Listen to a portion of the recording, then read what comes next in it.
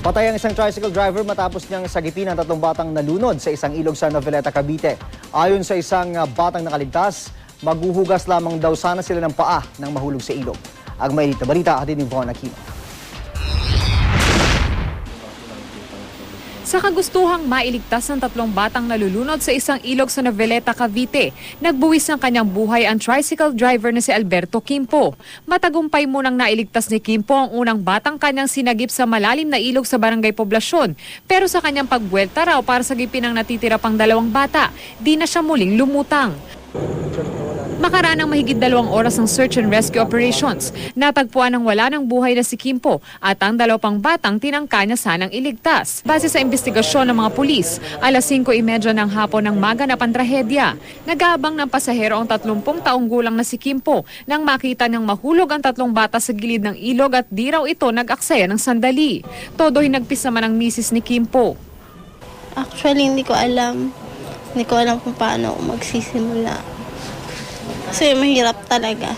Ayon sa batang nakaligtas na itinago natin sa pangalang Ami, niyaya lamang daw siya ng 2 kalaro na maghugas ng paa sa ilog. Sila po, naghuhugas po sila ng paa.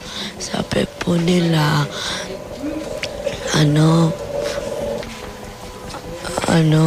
Ando, wag ka naman ayaw mo maghugas ng paa. Sabi ko, nakain pa ako Edi po napilitan po ako na umano ng ilog. Tapos po natulas na po kami. Pataas na po ako noon. Tapos may nila po ako ni Dada sa kamay. Nagkakahawa kayo ng kamay? Opo.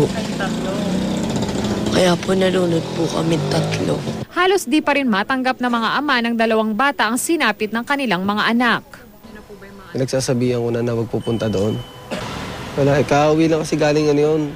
Nagbakasyon lang dito. Ito nga yung asawa ko dati, hindi rin alam eh.